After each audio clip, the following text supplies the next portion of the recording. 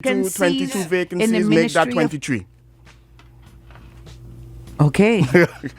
and most of them are not necessarily the lowest vacancies. We're talking about vacancies where we need people to take a more of a self-standard position. You know, they're able to work on their own managerial positions. You understand? Okay. So those are the positions that we really need to fill. Friday, another one left. He had enough. He was tired of telling people he could do nothing for them. But and, you know, it's very hard for you to sit down and see the frustration in someone who is working for you, and you can't do anything about it right now either. And I think, Elektra, if I may, yes, if I may, from a parliament perspective, I think it was 2022 or so, there was a survey done, an employee survey done of the civil servants. And the former prime minister shared that, that this was being done with parliament. But since then, the results have not really been forthcoming, and I know that the intention of that survey was to identify why people are leaving government. And I think, you don't need to be a rocket scientist, nor do I need a survey to tell me why.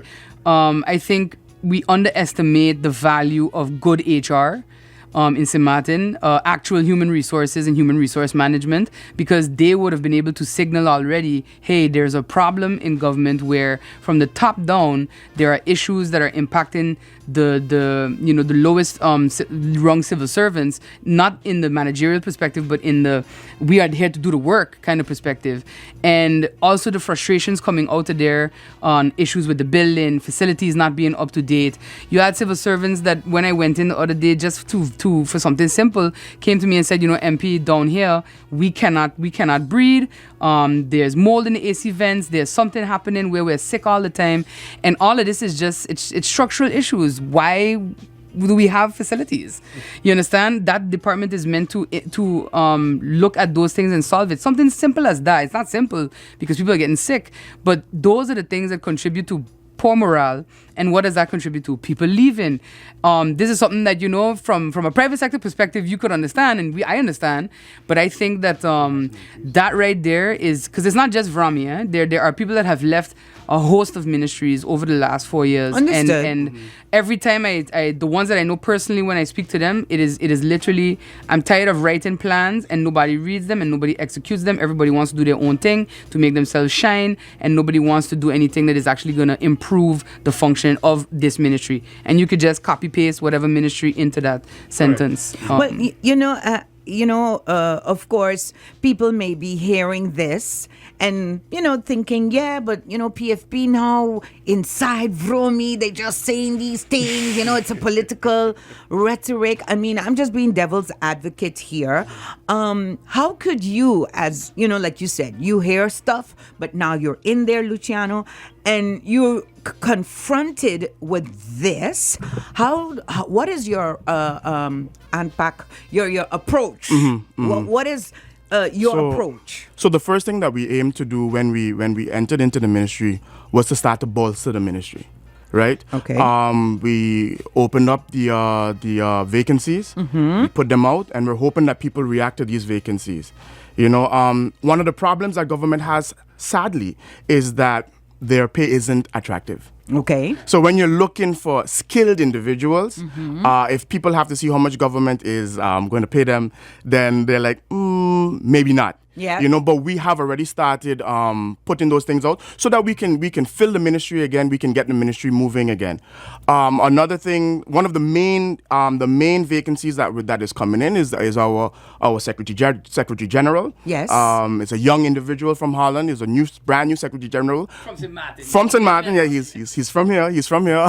but studying in Holland and living in Holland. Right. And the SG is really the one that has the ministry that allows the ministry to work. He's the one that turns the wheels of the ministry. And without the SG, then those wheels don't turn. But other than that, we're also simply pushing programs that are good for Sint Maarten. We have the road resurfacing program coming up. That was started with the previous government, and we find that there's a good program, and so we're pushing it through. We did make some changes though. Okay. We decided we want quality roads over quantity of roads.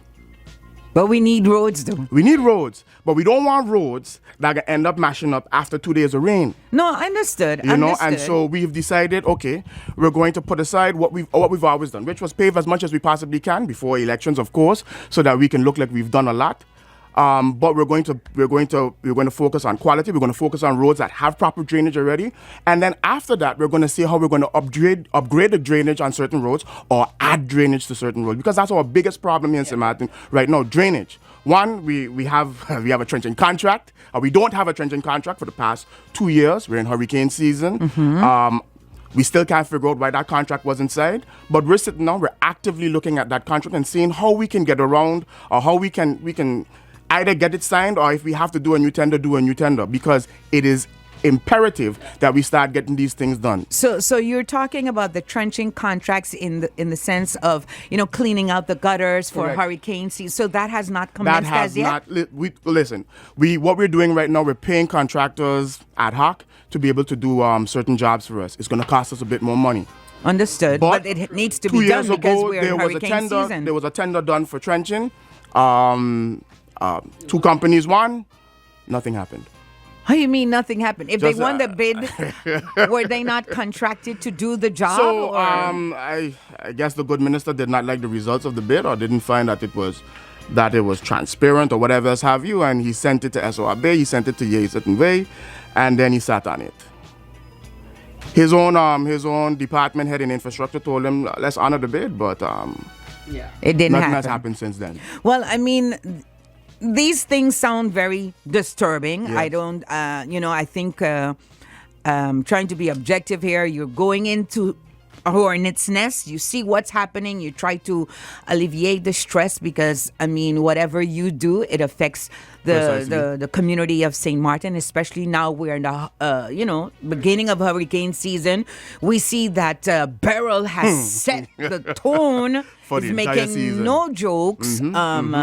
And we need to be on point where it pertains to protecting our environment, making Correct. sure those trenches are cleared so we don't have, bigger problems that could Further affect down the road. the entire community of St. Maarten. And, when I hear this, it's kind of, disturbing, unfortunately. Well, there's a lot more information. To hear, but I think what people need to understand or want to hear, how can we go about as a community to help alleviate these types of issues that government can work effectively, Melissa? And Elektra, I think it starts first with elections. It starts first with who you put in there as your representative, because ultimately people need to remember that you're voting for members of parliament to go into parliament.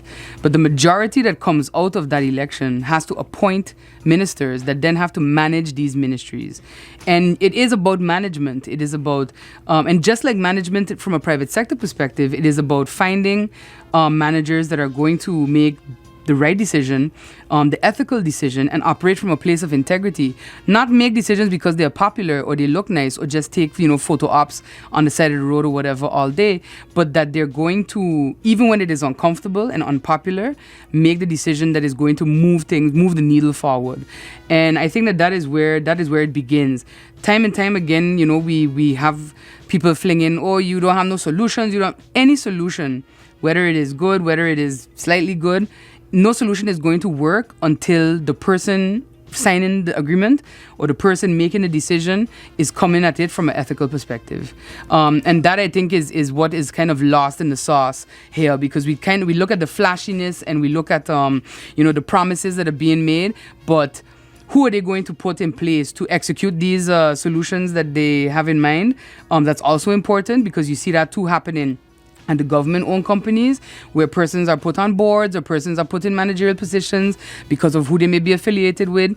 And then ultimately you end up in a scenario like right now with GB. Yes. That's basically it. It literally comes from making the right decision on August 19th for persons that are going to focus primarily on putting people into roles or making decisions from a point of this is good for the country. It's not necessarily, it's not that it's good for me. It's not that it's good for my supporters. It's not that it's good for my donors, but it is good for the wider Sint Maarten. And this is how we have to move forward. A very, very important civil servant, not that other civil servants are not important, but this particular gentleman, Mr. Louis Dusanson, he taught me something. He said, proper planning prevents poor presentation or performance. And I've always remembered that that you can apply that to any aspect of your profession, your life, and everything of that nature. And, it's really disheartening, of course, that our country is in, somebody said it yesterday at lunch, in deep bleep, bleep, bleep. It's unfortunate, but we need to, I believe we need to make those proper decisions, even though they are unpopular decisions. But we can't have maybe the same people that caused the problem making the solutions. Am I saying that right? You are. You are. Something like that? No, you are. That's something I wanted to even touch on. What we're going through right now. You can view it. I'm speaking to Sint Maarten now. Imagine you have your house, right, and you have a few problems with your house, right? You hired a contractor to fix that house for you. That contractor decided to poke holes in your roof, decided to pull out all your sockets, and then in turn decided to burn your house to the ground.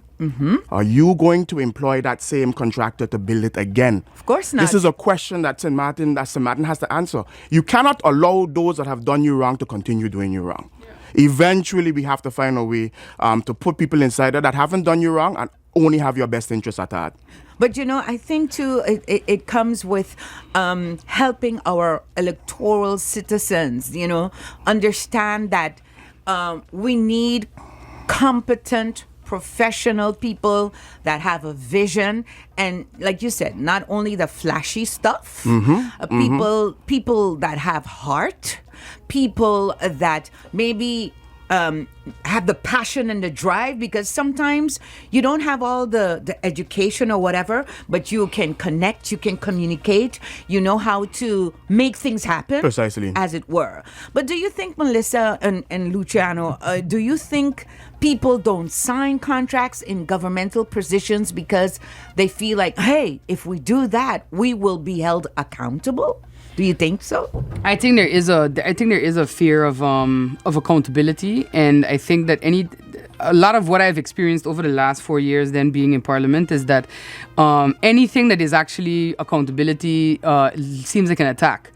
And I get that. If you've never experienced that, or you've never had to be responsible for anything, of course it's going to look like an attack when people are questioning your decisions and such, but it never is. And I think that's the first step of it. Are people's characters in line with what we need from accountability from our government?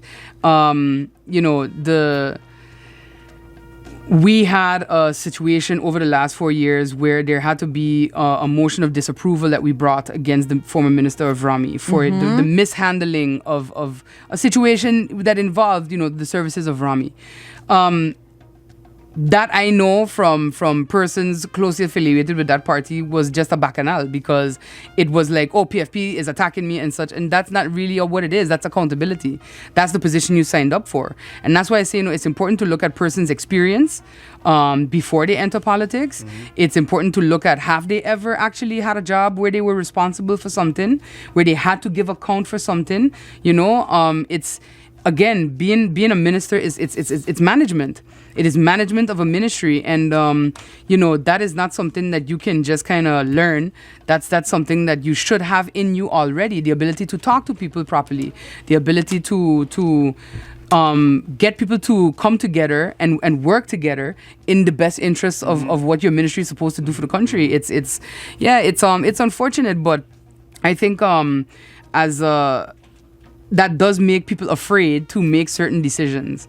But if you can properly, based on facts, based on data, defend your decision, then you shouldn't be afraid to do anything, to decide anything. Now, of course, there was a lot of controversy with your appointment of your first minister, which was Mr. Rian Peterson. Yeah. And I guess that is still ongoing to find out, what the outcome of that will be with, the LB not being sent for annulment and then sent to the Prime Minister and that whole back and forth. And now in that time, now you've made a decision to appoint Patrice Gumbs as the new Minister of VSA. VROMI. I'm sorry. He's two V's. Yeah. VROMI. And of course, he had to really like jump into the fire and hit the ground running. As Luciano pointed out, there's a lot of vacancies, many vacancies now, 23 as of Friday gone. Is like an exodus of the ministry of VROMI, and that is very worrisome, I would say, and I'm sure that the minister has his hands full. Yeah. And how did you, why was that choice made for Patrice, as he was already Minister Plenipotentiary, he has a lot of experience with international affairs and, has aided the Prime Minister, the former Prime Minister, why that sudden change? Yeah. So ultimately, Elektra, we had already decided to put forward an alternate candidate for VROMI. Okay. Leading, prior to government falling, and then government fell. So we were told by the Prime Minister that, you can't submit new names to be screened or anything like that. So we had a tough call to make. We had Minister Jansen Webster serving as not just VSA, but also as acting VROMI and Deputy Prime Minister. Which is a lot. Two things to juggle. Which is a lot on her plate. Of course. And I knew that could not be, that's not sustainable.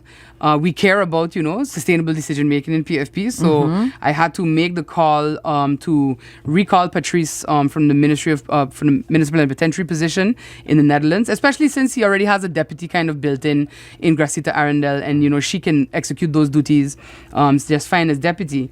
Bring him back to install him in VROMI so that there's someone 100% focused on that ministry, especially considering, as you said, we're in hurricane season. I could not leave VROMI without someone laser focused on it, dedicated to it.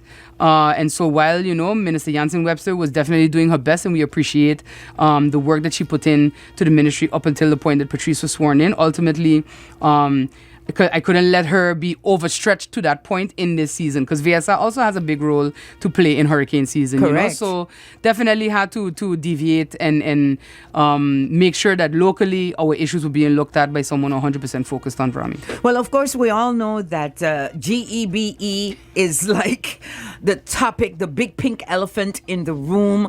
A lot of people are being, affected by our energy crisis, unfortunately.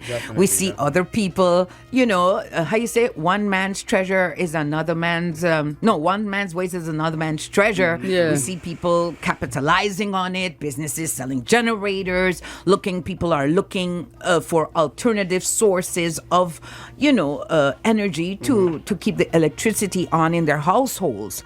But, I understand that the generator should be here mid-July. Yeah, that is the last update from the Prime Minister. Lucio could probably share some. I can put my 2 cents on that. I will say this. I too as soon as these problems with GB started, I started looking for some alternative solution. Because you have a background in physics, don't you? Yes, okay, I do.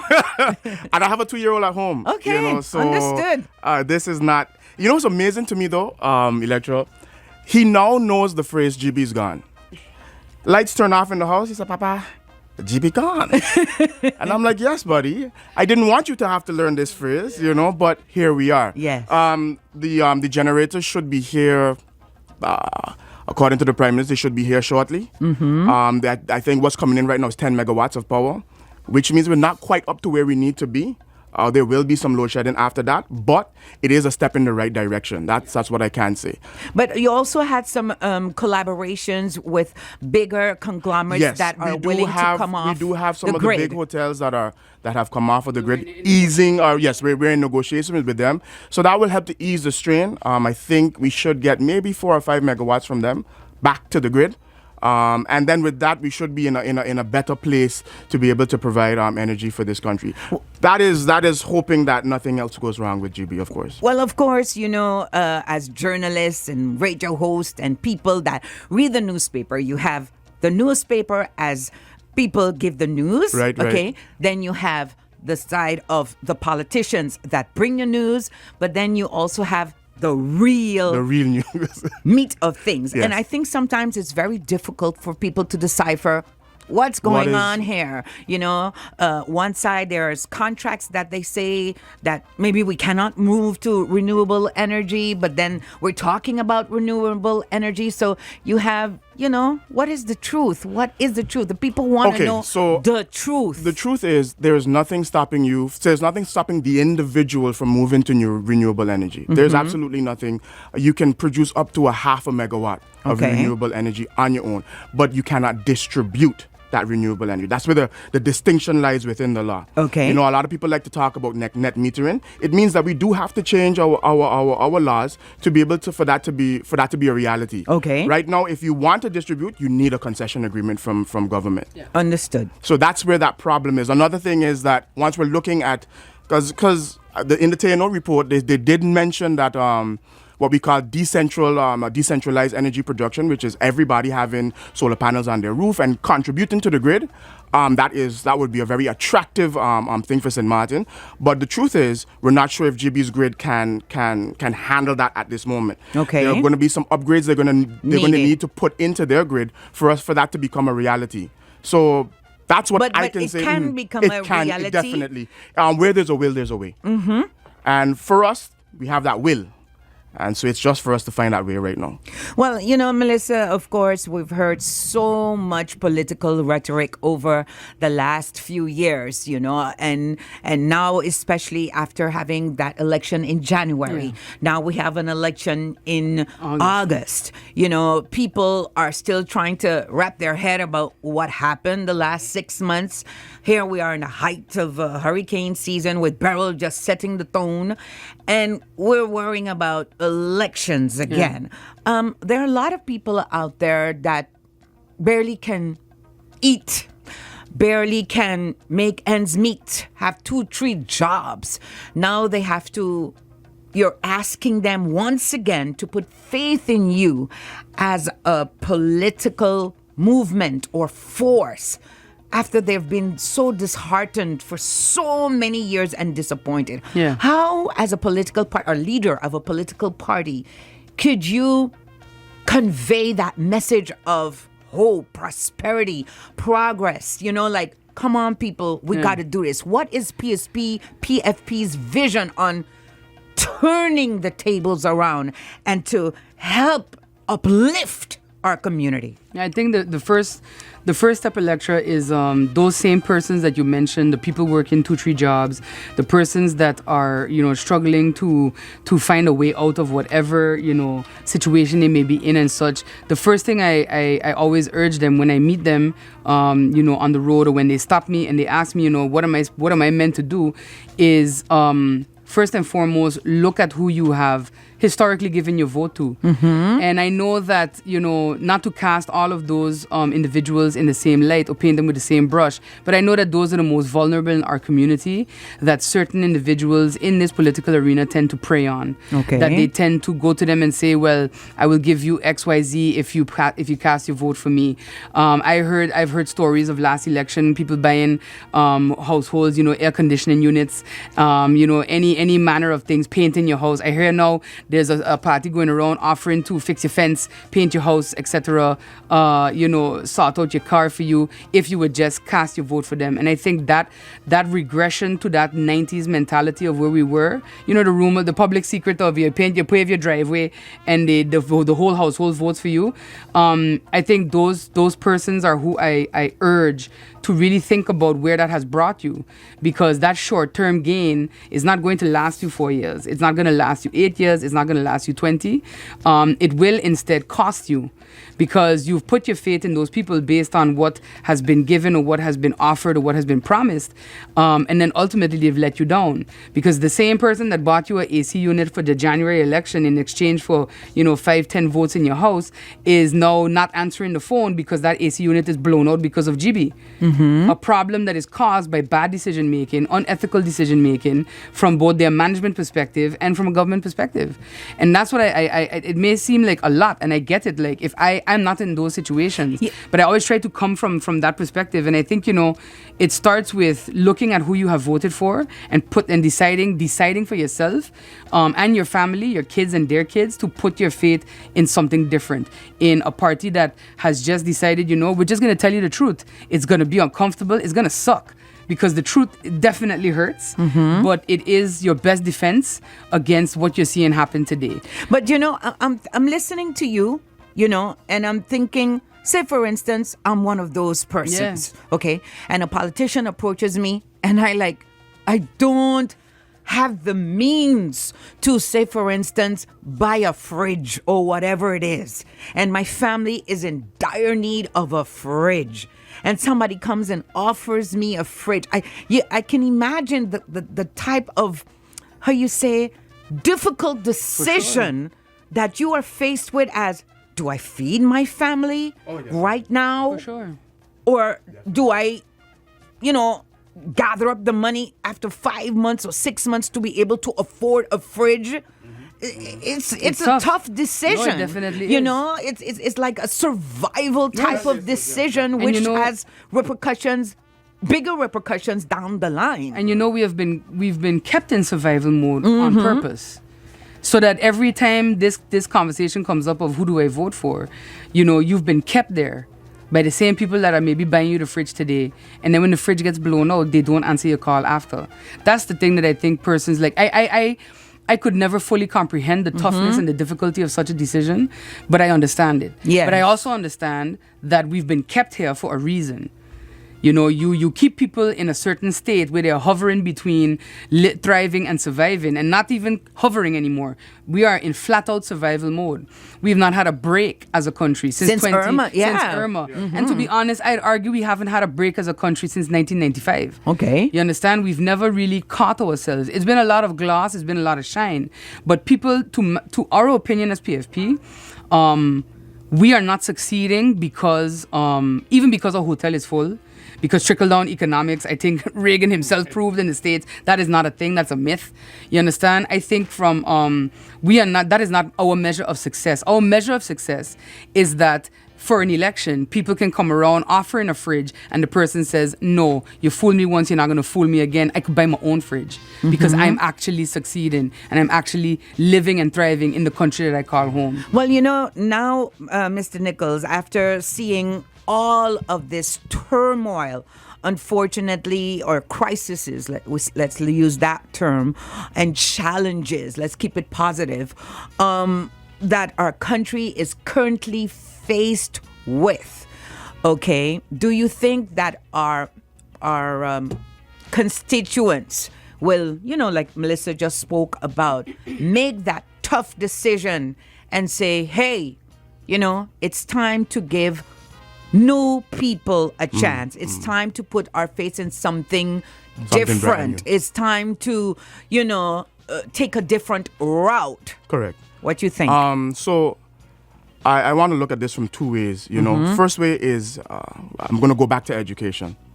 The only way that we change how people vote is to have an informed electorate. Okay. I want to believe and I want to hope that over the past 4 years, our electorate has become more informed. And I think you can see that in the composition of these parties now. Certain parties used to have 23 members on their list. They can't fill it anymore.